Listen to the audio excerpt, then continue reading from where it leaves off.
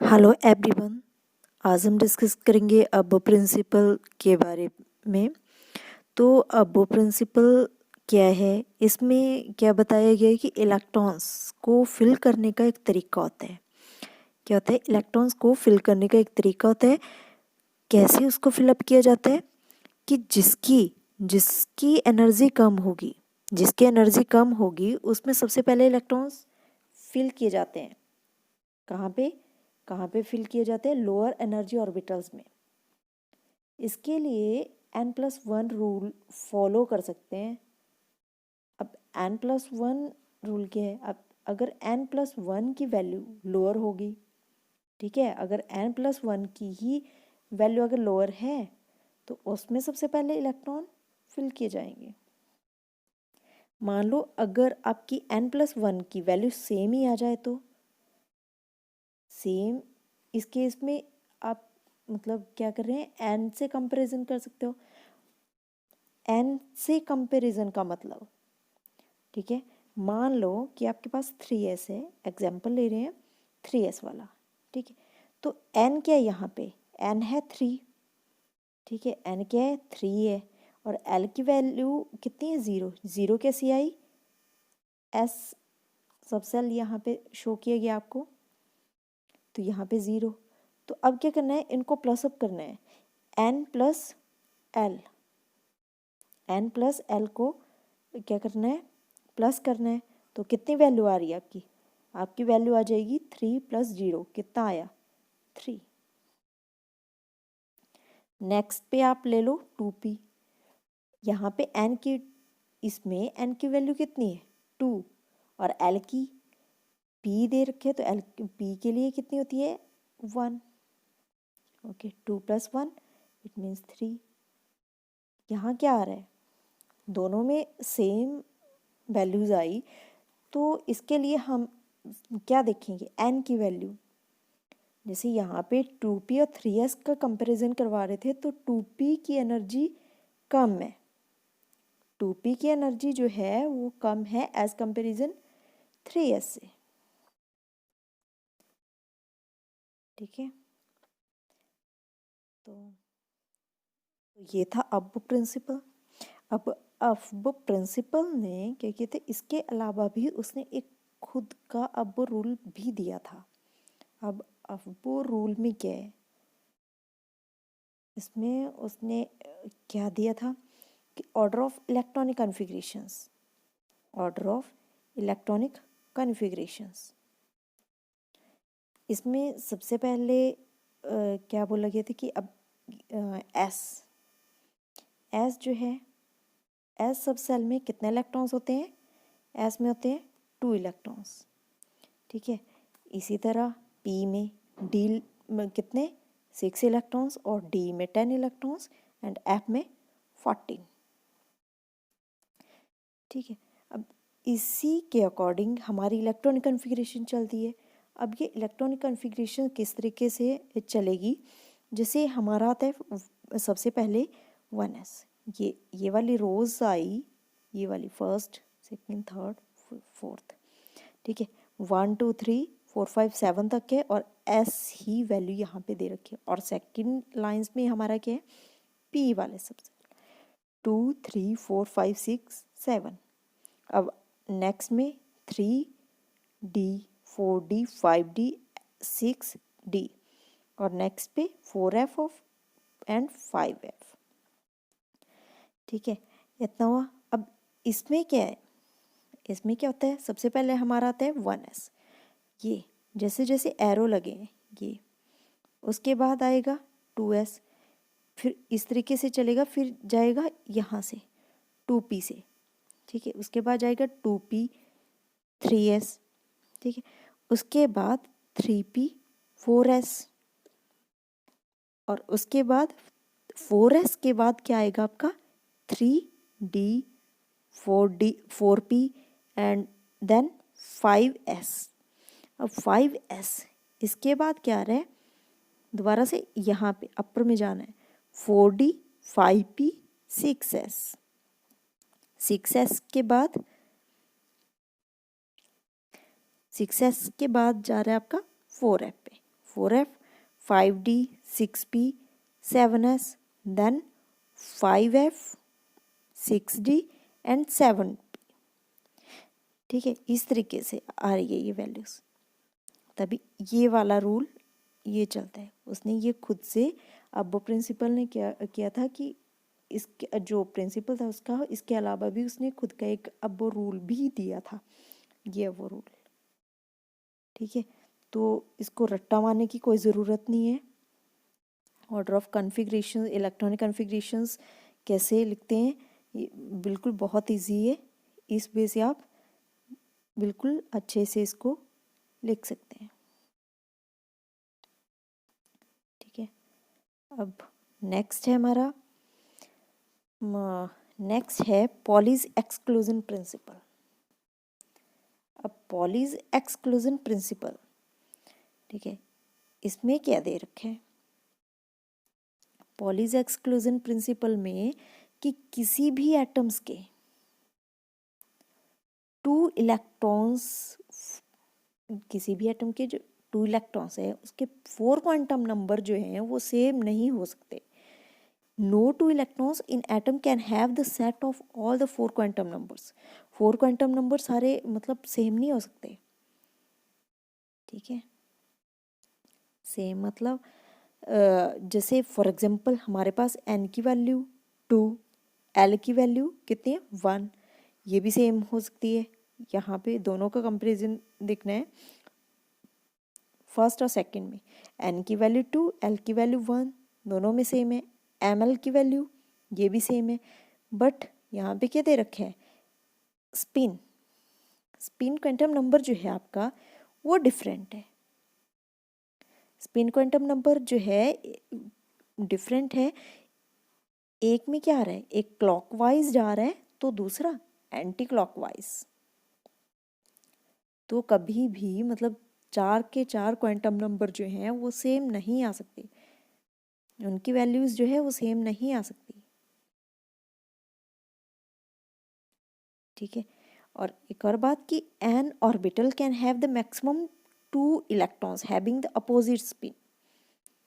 ठीक है, जो आपका ऑर्बिटल होगा, एक ऑर्बिटल में कितने 2 ही इलेक्ट्रॉन्स एंटर करेंगे, और 2 इलेक्ट्रॉन्स एंटर करेंगे तो उनका स्पिन जो है वो डिफरेंट जाएगा। ओके, पॉलीज एक्सक्लूजन प्रिंसिपल के अकॉर्डिंग क्या था कि 2 इलेक्ट्रॉन्स तो एंटर करें, फॉर एग्जांपल ये इस तरीके से आप इलेक्ट्रॉन एंटर करेंगे। ठीक है, अगर आप सेम डायरेक्शन में कर रहे हो तो आपकी ये गलत है।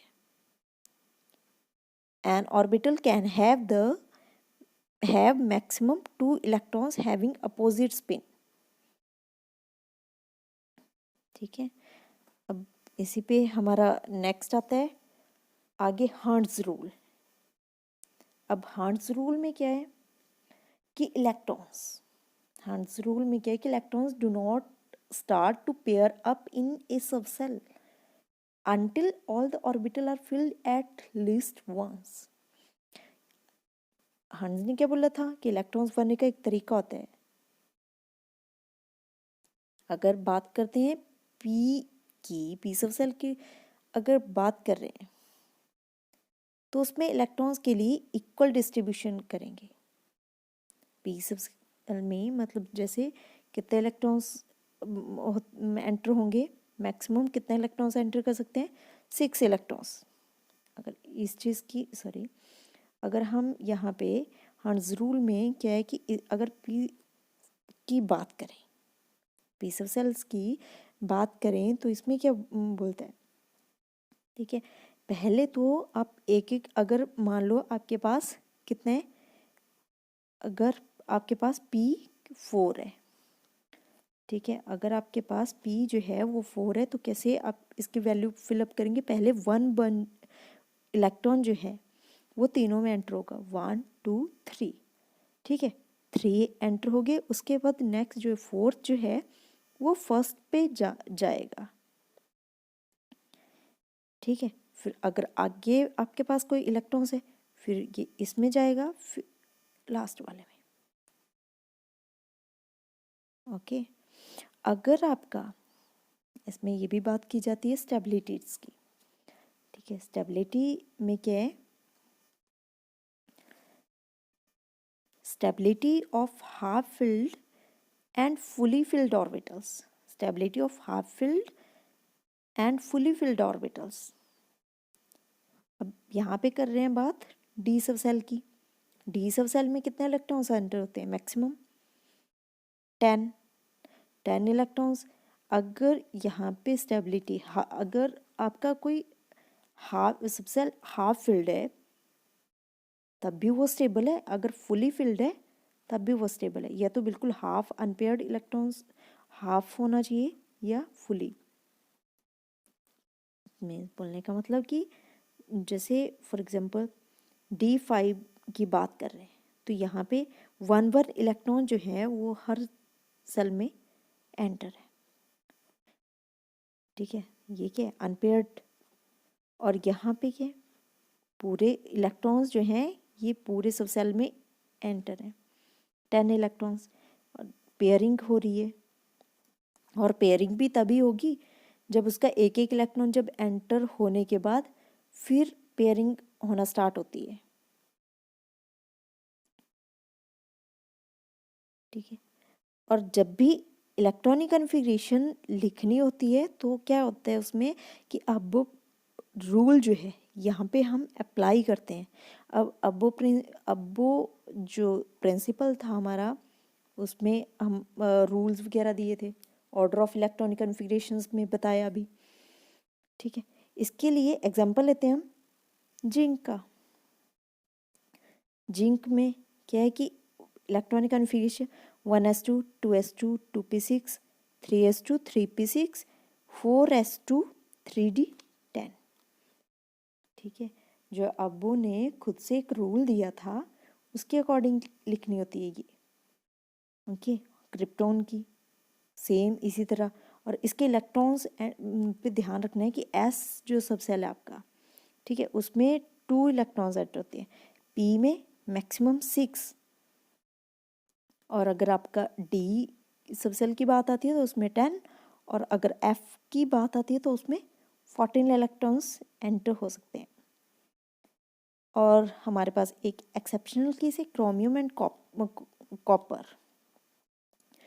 अब क्रोमियम का एटॉमिक नंबर कितना होता है 24। इसके लिए 1s2 2s2 2p6 3s2 3p6। But यहाँ पे आगे 3p6 के बाद हम मतलब पहले तो हम ले लेते 4s, बट यहाँ पे क्या लेंगे 3d पहले लेंगे हम और 4s बाद में, ठीक है। अगर हम 3d के केस में अगर हम 3d तक देखें तो d सब सेल में 10 इलेक्ट्रॉन एंटर कर सकते हैं, ठीक है। बट यहाँ पे जब इलेक्ट्रॉन्स फिल करने की बात आएगी तो इसमें 4s जो सब सेल है आपका, 4s की एनर्जी जो है वो कम है as in comparison to 3d। तो सबसे पहले 4s में इलेक्ट्रॉन्स एंटर होंगे, देन 3d में। तो आपके 4s सब सेल में कितने इलेक्ट्रॉन्स एंटर होंगे, s में मैक्सिमम 2 इलेक्ट्रॉन्स एंटर होते हैं।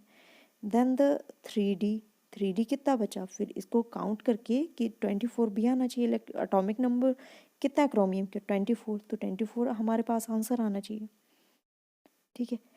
तो यहाँ पे एक और बात कि 4s पे 2 इलेक्ट्रॉन्स हैं और 3d के पास 4, ठीक है। तो 3d के पास अगर 5 इलेक्ट्रॉन्स हो जाएं तो ये स्टेबल हो जाएगा, ठीक है। तो यहाँ से क्या करेगा कि 4s से एक इलेक्ट्रॉन खुद को ले लेगा, ये एक इलेक्ट्रॉन। तो कितने हो गए इसके पास, 3d के पास 5 इलेक्ट्रॉन्स हो गए और 4s पे कितने बचा 1। तो ये इसकी एग्जैक्ट इलेक्ट्रॉनिक कॉन्फ़िगरेशन है 3p6 3d 5 देन 4s1। वैसे ही कॉपर का एटॉमिक नंबर है 29 के केस में यहाँ भी 3p के बाद 3d आएगा। और सेम इसी तरह पहले इलेक्ट्रॉन्स 4s में एंटर होगा। 4s में फुली s में कितने इलेक्ट्रॉन्स एंटर होते हैं? 2। और उसके बाद इलेक्ट्रॉनिक कन्फिग्रेशंस के यहाँ पे नंबरिंग काउंट करते हुए कितने हुए? 3d के पास कितने बचे? 9 इलेक्ट्रॉन्स। तो यहाँ भी ये 4s से इलेक्ट्रॉन्स ले लेगा, 1 इलेक्ट्रॉन ले लेगा। 3d, तो उसके पास कितने हो जाएंगे?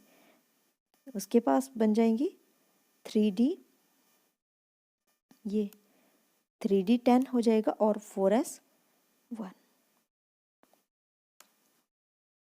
ठीक है, तो ये था हमारा अबो प्रिंसिपल के बारे में, कैसे हम इसमें इलेक्ट्रॉनिक कॉन्फ़िगरेशंस लिखते हैं, कैसे अप्लाई करते हैं। एक्सेप्शनल केस है, पॉलीज एक्सक्लूजन प्रिंसिपल क्या था, हर्ट्ज़ रूल में क्या है। ठीक है, अगर हमारी वीडियो अच्छी लगी हो तो लाइक एंड सब्सक्राइब ज़रूर करिए। Thank you.